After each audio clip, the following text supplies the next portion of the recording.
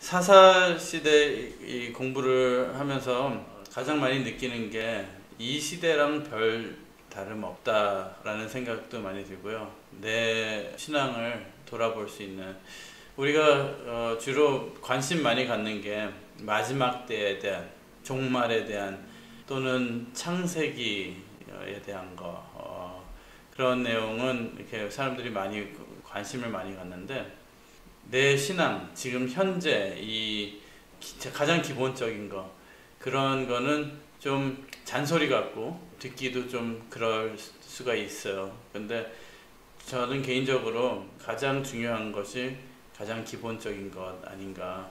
그래서 사사기의 이 사사들이랑 그 상황을 보면서 지금 마지막 때를 사는 우리에게 가장 중요한 것이 무엇인가. 머리만 커지는 그런, 물론 깊은 말씀 또 성경 공부 중요한데요. 그거랑 또 밸런스를 맞춰야 되는 게 내 기본 생활인 것 같아요. 신앙생활. 이 기본 신앙생활이 없으면서, 기도와 말씀이 없으면서 뭐 많이 알기만 하면은 그것도 문제가 되거든요. 그래서 사사시대를 보면서 우리가 또 생각을 해보도록 하겠습니다. 오늘은 여기 나와 있는 대로 에훗과 삼갈, 시간이 혹시라도 되면은 드보라까지 내용을 보겠는데요. 제목은 약한 자를 통해 역사하시는 하나님이에요. 약한 자들을 통해. 지난주에도 말씀드렸지만 사사들의 공통점이 그들이 뛰어난 사람, 뭐 가장 똑똑하고 가장 힘세고 그런 사람들이 아니었다는 거죠. 삼손 같은 사람이야 좀 달랐지만, 이런 에훗이나 삼갈 같은 사람들은 지극히 평범하고, 오히려 사람들이 보기에 설마 이 사람을 통해서 하나님이 일을 하실까 할 정도로 그런 사람, 연약한 사람이었다라는 거예요. 근데 이 내용을 보기 전에요, 먼저 우리가 사사시대를 공부하면서 지난 세 번의 시간을 통해서 강조했던 것이, 이스라엘 백성들이 가나안 땅에 들어가서 가나안 족속을 다 몰아내지 못했기 때문에 이 사사시대에 이런 우상숭배, 하나님 앞에 올바르게 서지 못하는 이런 상황들이 벌어졌다는 것, 그리고 그들이 이방 외부의 침입이나 외부의 세력에 압제당할 수밖에 없었던 이유가 가나안 땅에서 하나님 말씀대로 그 거민을 다 몰아내지 못했기 때문에 그게 가시가 된 거예요. 우리가 주로 문제를 해결할 때, 몸이 아프거나 문제가 생겼을 때, 우리 각자 다 문제가 있잖아요. 여러 가지 문제가 있는데, 문제가 있을 때 우리는 그것을 해결하기 위해서 무엇을 먼저 보는가, 그게 중요해요. 우리가 원하는 건 당장 아픈 것만 치료해 주기를 바래요. 표면적인 것만, 나타나는 문제만 해결해 주기를 원하는데, 진짜 중요한 것은 그 문제의 근본을 짚어서 알려주는 의사가 진짜 의사고, 그 알려주는 것이, 주시는 분이 하나님이고, 방법이 이런 성경을 통해서 우리의 근본적인 문제를 짚어주시는데, 근본적인 문제를 짚어주면요, 좋아하는 사람보다 싫어하는 사람이 더 많아요. 왜냐면은 근본적인 문제는 바로 무슨 약, 뭐 타이레놀 먹고 뭐 무슨 약을 먹고 바로 해결이 되는 게 아니거든요. 내 기준과 삶의 방식을 바꿔야지만 이게 해결이 돼요. 이 얘기를 하는 이유가, 성경에도 이런 사건들을 보면요, 근본적인 문제와 목적이 있다는 거죠. 이런 사사시대에 문제가 있는데, 이 문제가 어디서부터 시작되었는가, 무엇인가. 하나님께서는 분명히 미리 말씀을 하셨어요. 그 말씀하신 게 민수기 33장 55절, 민수기 33장 55절에 너희가 만일 그 땅 거민을 너희 앞에서 몰아내지 아니하면 너희의 남겨둔 자가 너희의 눈에 가시와 너희의 옆구리에 찌르는 것이 되어 너희 거하는 땅에서 너희를 괴롭게 할 것이요. 여호수아 23장 13절에도 같은 말씀하셨어요. 정령이 알라, 너희 하나님 여호와께서 이 민족들을 너희 목전에서 다시는 쫓아내지 아니하리라. 지난주에 우리가 그 내용을 읽었죠. 그래서 오라 목사님 말씀하신 이 예전에 82년도에 하신 말씀을 좀 보면서 이 근본적인 원인이 무엇이고 하나님께서 이 사사시대에 이 강조하시는, 이 사사시대의 이 내용들을 통해서 강조하시는 게 무엇인가? 늘 보면요, 오른 목사님 설교에도 그렇고 구속사 시리즈도 그렇고 보면요, 하나님이 진짜 원하시는 거는요, 구속이고 회복이에요. 그러니까 문제가 있었기 때문에 이 성경 말씀 구속사가 시작이 되었고, 예수님이 오셔야 되었고, 또 우리 지금도 아직 세상이 끝나지 않는 이유가 그 구속 역사, 회복하는 역사를 계속 진행하고 계시기 때문이에요. 그래서 사사시대이지만 지금 우리한테도 너무나도 중요하게 적용이 되고 있는 것이 우리도 같은 회복을 위해서 살고 있기 때문이죠. 사사기에 대한 말씀을 하시면서 하신 내용이기 때문에 좀 읽어드리고 그 다음에 이어서 에훗과 삼갈 시간이 되면 드보라까지도 생각을 해보도록 하겠습니다.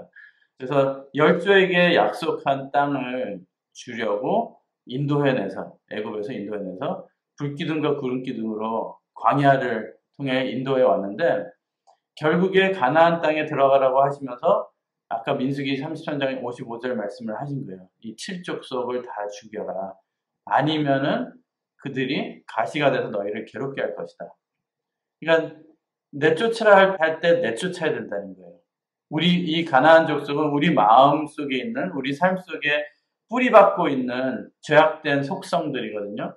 그것을 내쫓아야 되는데 다 내쫓기가 너무 힘든 거죠. 귀찮기도 하고 굳이 그것까지 내쫓아야 되느냐, 그것까지 해야 되느냐라는 생각에 안 할 때가 많다는 거예요. 마음 가운데 뜻을 향하지 않을 때는 막달라 마리에게 들어갔던 귀신이 꽉 들어가서 빠지지 않는다고 말씀하셨어요. 그러니까 마음 가운데 7 귀신은 마치 7 족속 같이 7 귀신은 전 세계가 아니라 전 우주에 둘러싸고 있는 강력한 악령보다도 더 무서운 줄 알아야 된다. 무서운 말씀이죠. 내 속에 있는 그 7 죄악된 7 귀신, 그 죄악성은 온 우주를 둘러싸고 있는 강력한 악령보다도 더 무서운 줄 알아야 된다. 이스라엘 백성들은 그걸 가볍게 생각한 거죠. 하나님의 말씀은 진짜 내가 믿음으로 받아들이지 않으면은 세상에서는 희석을 시켜서 가볍게 느껴지게 만드는 거예요. 그래서 하나님은 가나안 7족속을 다 죽이라 했는데 남겨놨으니 올무가 된 것이다. 가나안 땅에서 7족속을 추방함은 곧 인간의 본성을 회복하는 의미다라고 말씀하셨어요. 아까도 말씀하셨듯이 막달라 마리아가 생명과 사랑의 예수를 만났을 때 그의 마음에 자리 잡고 있던 7 마귀도 도망갔다. 인간 심령이 본래 자리에 돌아간 것을 의미하는 것이죠. 그러니까 내가 쫓아내려면 그게 안 되는 거예요. 예수님을 바르게 만나야지만 그 7 마귀가 나의 죄성이 다 달아난다는 거죠. 그러면서 이제 이 가나안 족속을 왜 물리치고 왜 이 거민들을 내쫓아야 되는지 설명하시면서 노아 시대까지 돌아가요. 그 노아 시대에 그 죄가 들어왔는데 함을 통해서 죄가 들어오고 함의 아들 가나안을 저주를 하셨어요. 그래서 그 비밀을 알아야 되는데요. 지금은 그 시간이 아니기 때문에 어쨌든 가나안이 저주를 받은 사건이에요. 그 저주받은 가나안의 후손들이 살고 있었던 땅이 가나안 땅이고 그곳을 회복시키려고 보낸 게 이스라엘 백성들이라는 거죠. 이 세상이 가나안 땅이라면 또는 내 마음이 가나안 땅이라면 원래는 복받은 땅인데 저주받은 죄악이 들어와서 자리 잡고 뿌리를 내리고 살고 있는 내가 아무리 노력을 해도 끄집어내서 버릴 수가 없는 그 죄성, 악함이 내 속에 있다는 거예요. 뿌리박고 있다는 거예요. 그게 가나안 땅. 그래서 하나님은 하나님의 사람 아브라함을 택하셔가지고 그 아브라함을 가나안 땅으로 보내요. 내가 준 땅이다. 복된 땅이다. 그래서 죽은 사라의 태를 통해서 그리고 죽은 리브가의 태를 통해서 또 라헬을 사라, 리브가, 라헬이 누군지 아시죠? 아브라함의 아내, 이삭의 아내, 야곱의 아내예요. 근데 세 명 다 공통점이 아이를 가질 수가 없는. 그러니까 아담 타락을 했을 때 여자에게 주신 그 예언이라고도 할 수 있지만 저주라고도 많이 하잖아요. 그게 잉태의 수고와 해산의 고통. 그죠? 그냥 애 낳을 때 아픈 것뿐이 아니라 이들은 아이를 이 씨를 이어가야 되기 때문에 아이를 반드시 낳아야 되거든요.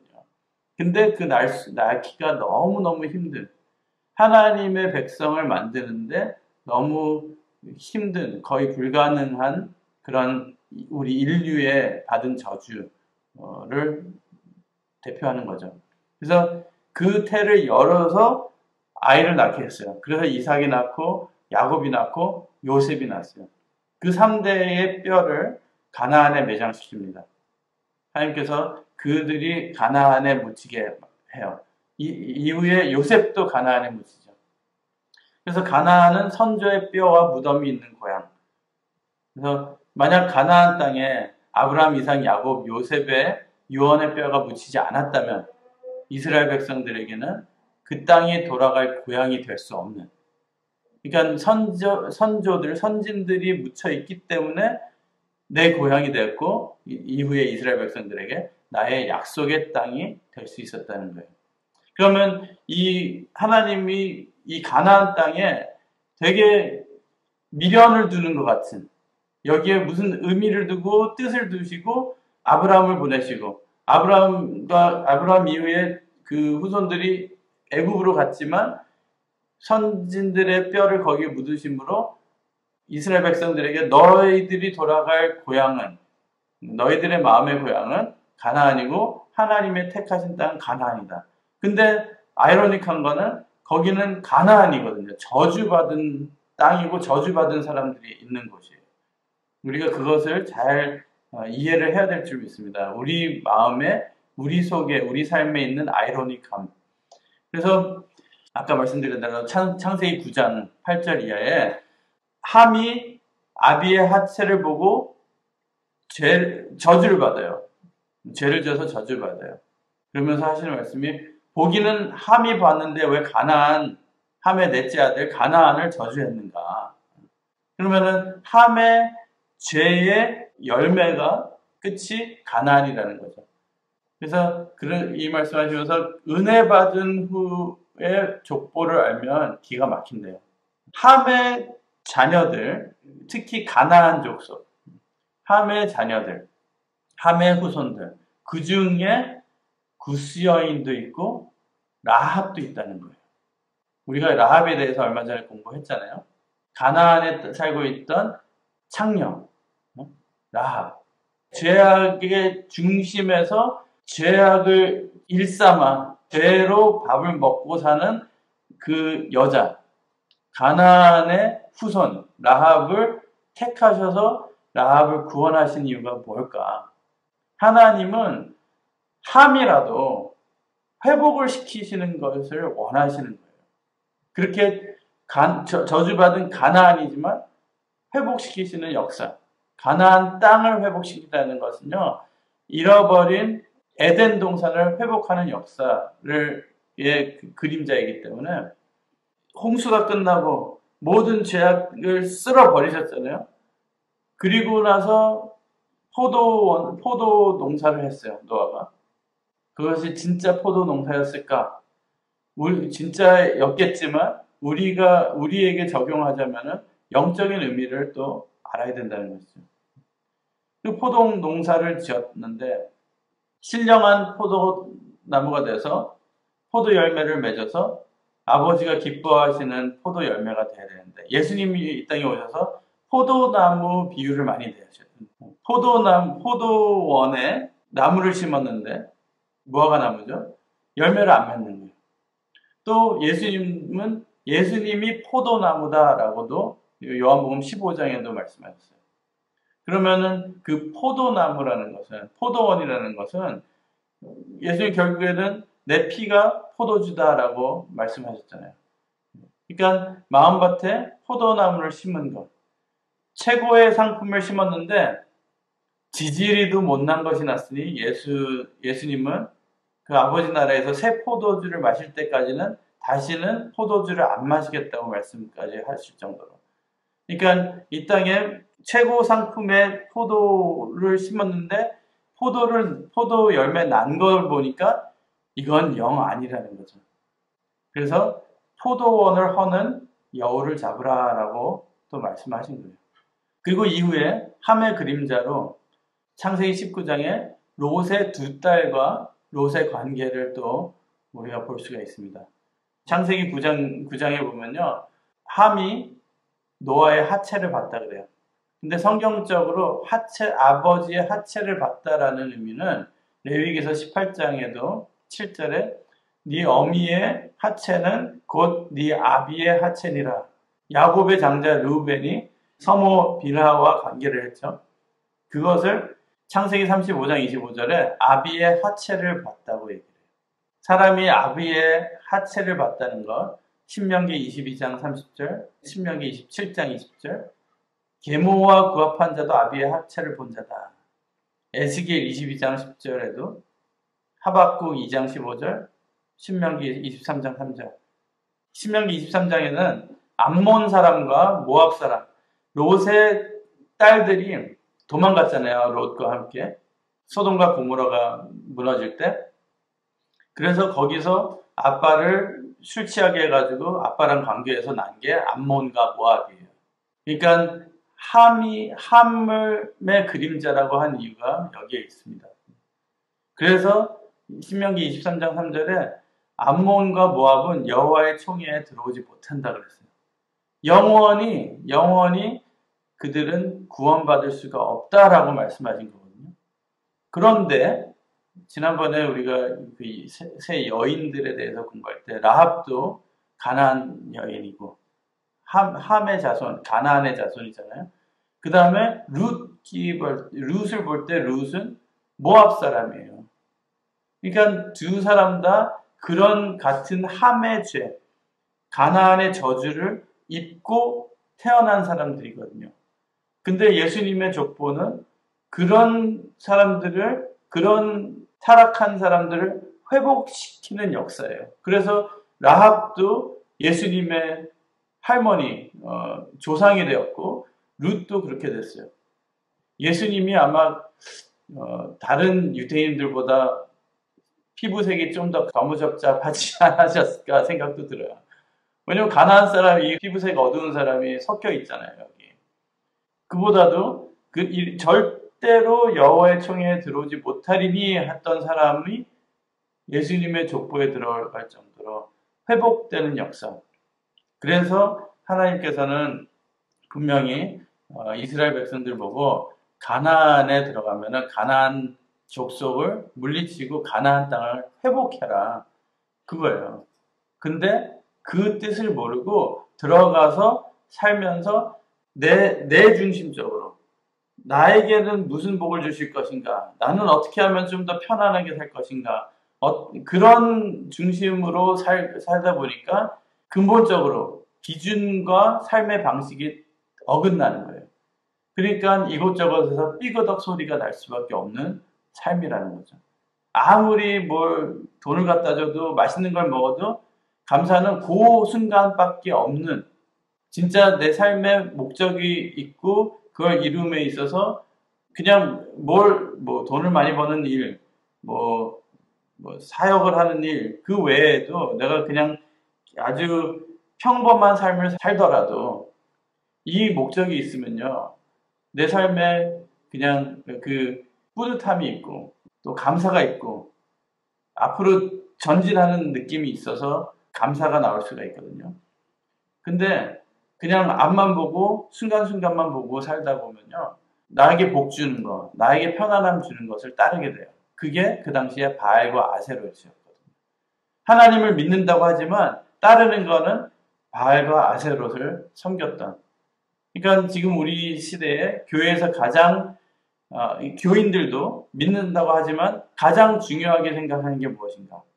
교회에서 가장 시험 많이 드는 이유가 뭘까요? 돈이에요, 돈.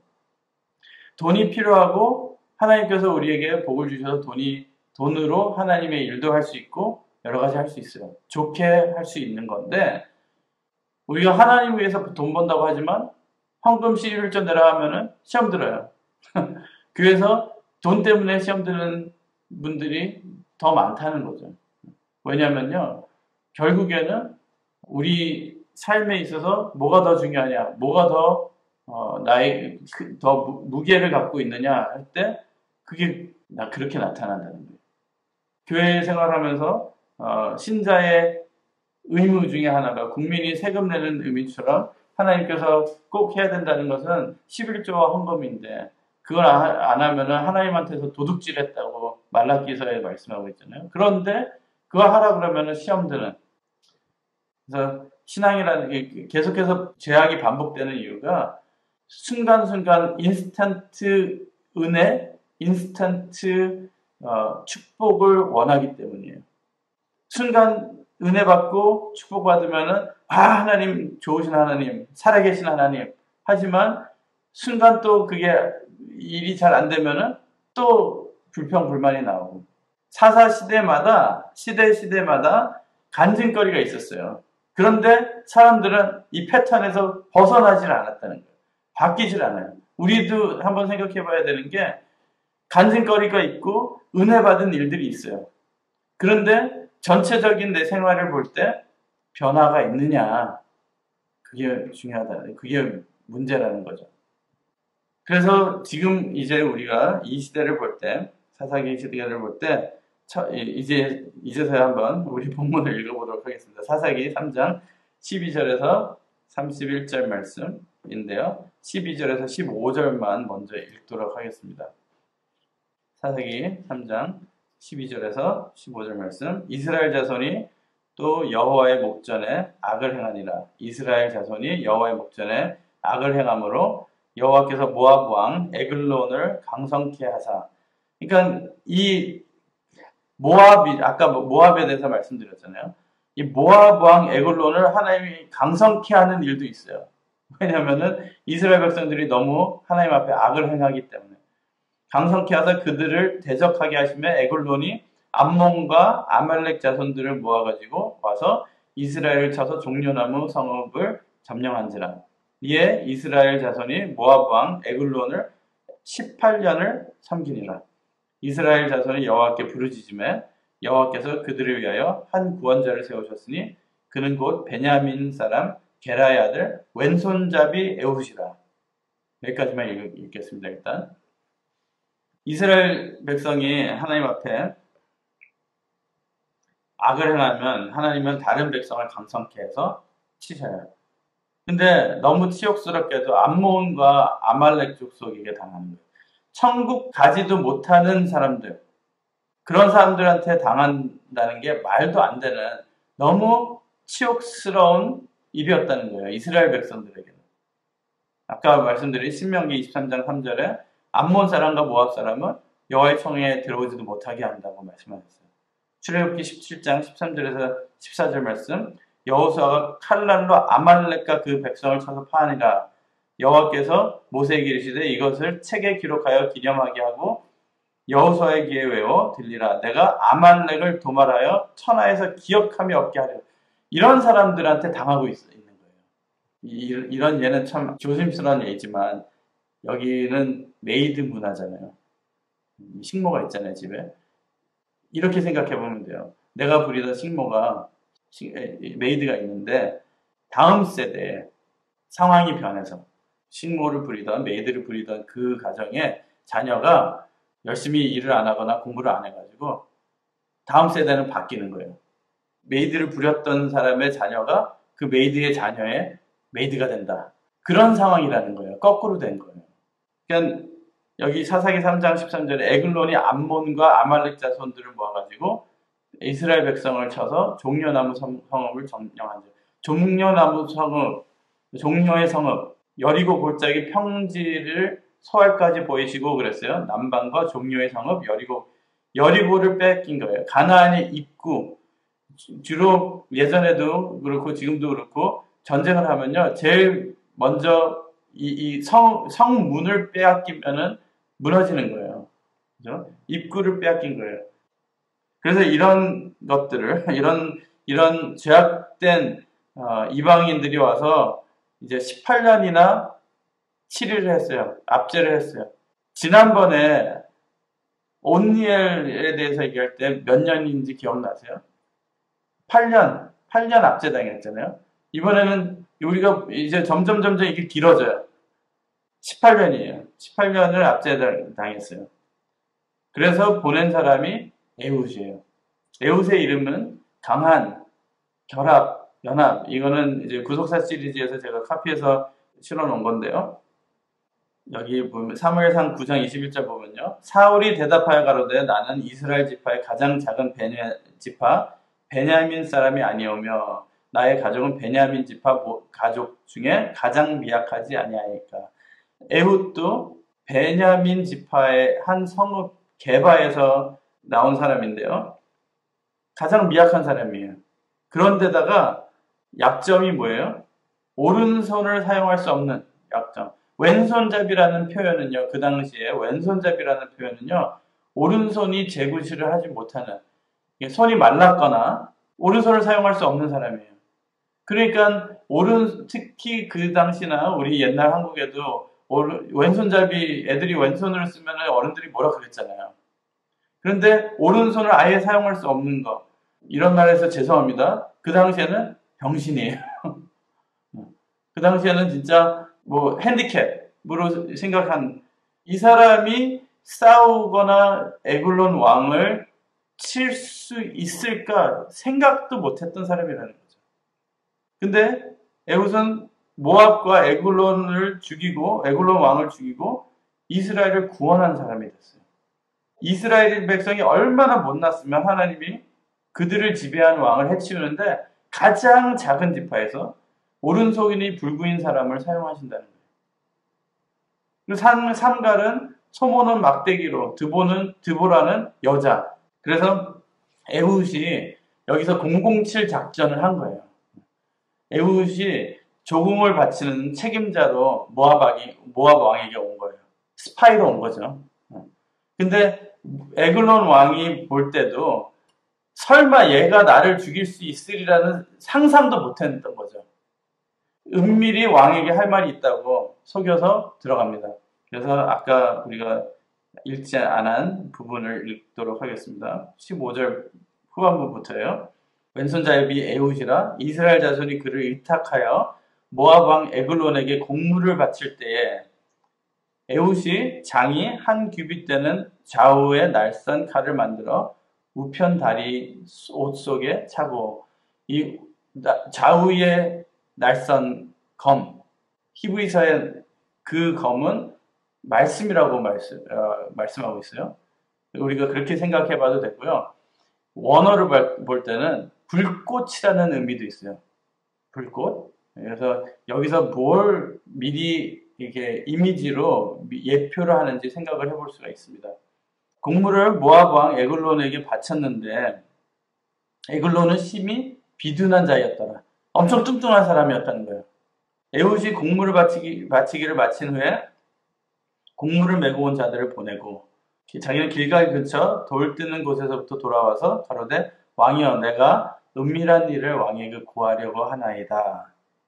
왕이 명하여 종용케 하라 하매 모셔 선산자들이 보디가드 그 옆에 있는 사람들 다 물린 거예요. 물러간지라 에훗이 왕이 앞으로 나가니 왕은 서늘한 다락방에 홀로 앉아 있는 중이라. 이게 무슨 의미일까요? 화장실에서 볼일 보고 있었다는 말이에요. 원어를 보면은 화장실에 서늘한 다락방이 따로 이제 있는 그 왕의 그 침실이 있잖아요. 그 안에 화장실이 따로 있었던 거예요. 그 화장실에서 볼일 보고 똥 싸고 있었던 거예요. 에훗이 가로되 내가 하나님의 명을 받들어 왕에게 구할 일이 있나이다 하매 왕이 그 좌석에서 일어나니 에훗이 왼손으로 우편다리에서 칼을 빼어 왕의 몸을 찌르매 칼자루도 나를 따라 들어가서 배가 워낙에 뚱뚱하니까 이게 찔렀는데 한 규빗이 이 정도잖아요. 이게 다 들어간 거예요. 손잡이까지 빨려 들어간 거예요. 그 끝이 등 뒤까지 나갔고 그가 칼을 그 몸에서 빼어내지 아니함으로 기름이 칼날에 엉기었더라. 에훗이 현관에 나와서 다락문들을 닫아 잠그니라. 에훗이 나간 후에 그러니까 에훗은 다른 길로 나간 거예요. 뒷문으로 도망간 거예요. 그리고 앞에 문은 신하들이 들어올 만한 문은 다 잠궈놓고 에훗이 나간 후에 왕의 신하들이 와서 다락문이 잠겼음을 보고 가로되 왕이 필연 다락방에서 발을 가리우신다 하고 발을 가리운다는 의미는 용변을 본다는 의미예요. 그들이 오래 기다려도 왕이 다락문을 열지 아니하는지라 열쇠를 취하고 여기서 보면요 열고 본즉 자기 주가 이미 죽어 땅에 엎드려졌더라. 여기서 원어적으로 봤을 때는요 참 오래 기다렸는데 이분이 아직도 화장실에서 안 나왔네 해서 민망한 마음에 혹시나 하고선 문을 열어봤는데 그들이 기다리는 동안에 에훗이 피하여 돌 뜨는 곳을 지나 스이라로 도망하니라. 그가 이르러서는 에브라임 산지에서 나팔을 불매 이스라엘 자손이 산지에서 그를 따라 내려오니 에훗이 앞서가서 하며 무리에게 이르되 나를 따르라. 여호와께서 너희 대적 모압 사람을 너희의 손에 붙이셨느니라 하며 에브라임 산지에서 나팔을 불고 자기를 따르는 용사들에게 나를 따르라. 여호와께서 너희 대적 모압 사람을 너희 손에 붙이셨느니라. 그래서 에훗은 이스라엘을 구원하는 과정에서 탁월한 지도력을 보여주는 사람이었습니다. 첫째로는 에훗은 뒤에서 지휘만 하지 않고 앞에 서서 전쟁터에 나가 싸우는 지도자. 본인의 몸은 불편한 사람이었지만 그래도 끝까지 나가서 싸웠고 목숨을 걸고 들어가서 왕을 직접 죽인 에글론을 죽인 후에도 영웅의식에 빠지지 않고 동족의 힘을 합하여 모압 사람을 몰아냈습니다. 그 후에 이스라엘은 80년 동안 패타평했고 에훗의 통치 기간 80년은 사사시대 중에 가장 오랜 평화의 기간이었습니다. 가장 부족한 사람을 통해서 가장 오랜 기간의 평화를 누리게 해주신 그래서 여기서 우리가 깨달을 수 있는 것은요. 두 가지인데 우리도 가장 평범하고 가장 연약한 사람이라고 볼 수가 있어요. 각자가 그렇게 생각하지 않으세요? 나는 잘났다. 나는 뭘 할 수 있다라는 것보다 특히 우리가 생활하면서 더욱더 느끼는 것은 나는 왜 이렇게 부족한가. 그렇지만 하나님께서 택해서 사용하시면요. 이런 에훗 같은 사람도 나라를 살리는 그런 사람으로 택하신 것처럼 우리를 택하셔서 사용하시면요. 하나님께서 성경에 기록할 만한 일을 우리를 통해서도 이루신다는 것을 믿으시기 바랍니다. 두 번째 깨달을 수 있는 것은 예수님도 가장 연한 순으로 오셨다는 거예요. 그래서 에훗이 에글론이라는 말은요. 송아지 또는 어린 소라는 의미를 가지고 있어요. 그래서 아까 칼로 날성검으로 찔러서 기름이 흘러나왔다. 그거는 제사 드릴 때 사용되는 그런 이미지거든요. 그러니까 에훗은 에글론을 갖다가 하나님한테 바친. 더 나아가서 예수님은 가장 연약하셨지만 우리를 속죄하는 그 십자가의 제사를 통해서 우리의 영적인 모압, 우리를 압제하는 영적 사단 마귀를 물리쳐 주셨고 그 왕을 찔러 죽였고 우리를 이제 다시 태평하게 평강 가운데 이끌어 주실 거라는 그런 예표도 되고 있습니다. 삼갈은 좀 짧은데요. 다행히도 삼갈은 그 다음이에요. 신이 주셨다라는 뜻을 가지고 있는데 사사라고 칭하지도 않으시고 기록도 단 한 절뿐이에요. 단지 소모는 막대기로 블레셋 사람 600명을 죽였고 이스라엘을 구원했다는 것이 사사였다는 것의 증거예요. 그러니까 사사 3가를 통해 얻는 중대한 교훈은 하나님의 구속 역사에 뛰어난 능력이나 특별한 자질을 갖추었다 해서 쓰임받는 것이 아니라 하나님을 의지하는 사람, 심지어 날 때부터 소경된 자도 하나님이 하시는 일을 나타내는 자로 쓰임받았다는 것을 우리가 기억을 해야 되겠습니다. 하나님 앞에서 우리 자신은 무능하고 보잘것없으나 하나님의 손에 들리기만 하면 그 능력으로 역사를 이룩하고 하나님의 영광을 드러낼 수 있다는 것. 삼갈이 막대기 하나로 블레셋 사람 600명을 쳐 죽였지만 우리가 그 하나님의 손에 쥐어진 막대기가 된다면 겉으로 보기에는 아주 미약하고 우둔한 자일지라도 하나님의 말씀으로 깨우쳐 주시고 능력을 주시면 그분의 손에서 날카로운 검으로 쓰임받게, 크게 쓰임받게 되는 것이죠. 이름이 하나님이 주신 검이에요. 막대기를 들고 있었던 사람이지만 왜 에훗은 멋지게 정정당당하게 죽이지 못하고 이렇게 치졸하게 싸웠어야 되나? 속여서 들어가가지고 찔렀잖아요.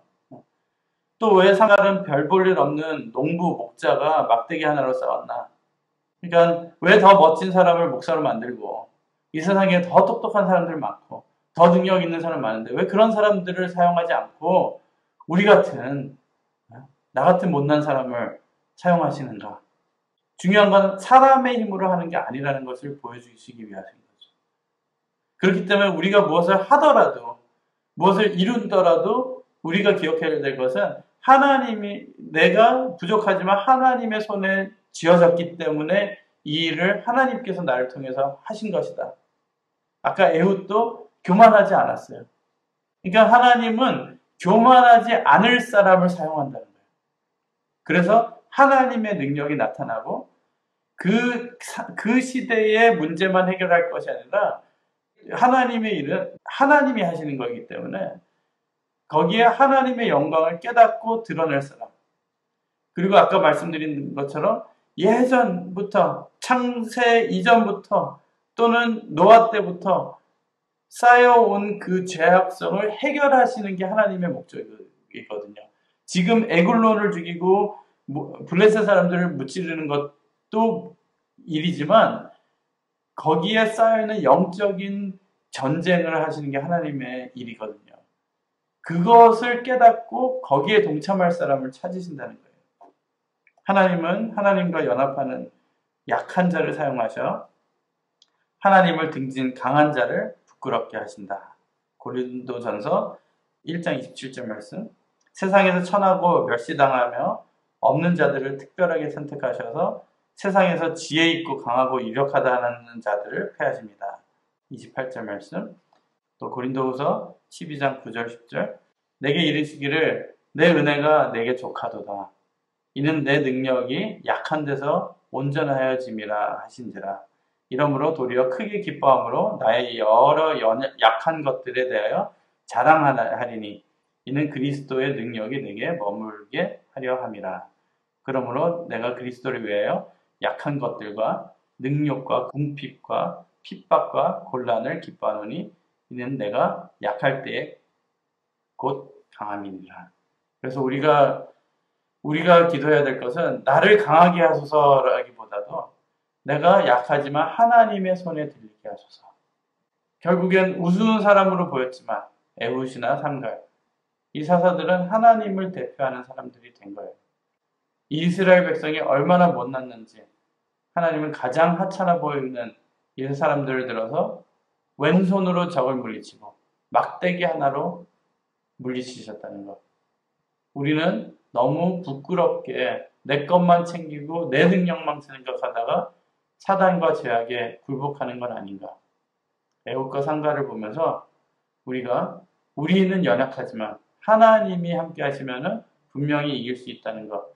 지금 현재 문제들이 있는 것 같지만 하나님은 우리의 끝을 보고 이끌고 계신다는 것을 믿고 의지하고 나가시길 바라겠습니다. 기도드리겠습니다. 사랑의 아버지 하나님 감사드립니다. 부족하고 연약하고 가진 것 없지만 애국가와 삼갈같이 우리들을 사랑하시어서 하나님의 손에 붙들리게 해주신 줄 믿고 감사드립니다. 당장은 어렵고 힘들고 문제도 있지만 하나님, 우리가 근본적으로 하나님 말씀 앞에 올바르게 설 수 있도록 허락하여 주시고, 우리 부족하고 내가 무엇을 할 수 있을까 하지만 우리 각 가정을 통해서, 우리 시온교회를 통해서 하나님 이 마지막 시대에 원하시는 뜻, 구속 역사를 이루시는 그 역사에 동참하는 우리가 될 수 있도록 허락하여 주시옵소서. 태초부터 처음부터 있었던 그 어두움과 혼돈과 공허함을 하나님의 빛으로 회복하시는 이 역사에 하나님, 우리도 그 뜻을 깨닫고 끝을 볼 수 있는, 승리를 맛볼 수 있는 우리의 삶, 우리의 교회, 각 가정이 될 수 있도록 허락하여 주시옵소서. 그대로 이루어 주실 줄 믿고 감사드리며 오늘 하루도 승리의 하루가 되게 허락하여 주실 줄 믿고 우리 주 예수 그리스도를 받들어 간절히 기도드리옵나이다. 아멘.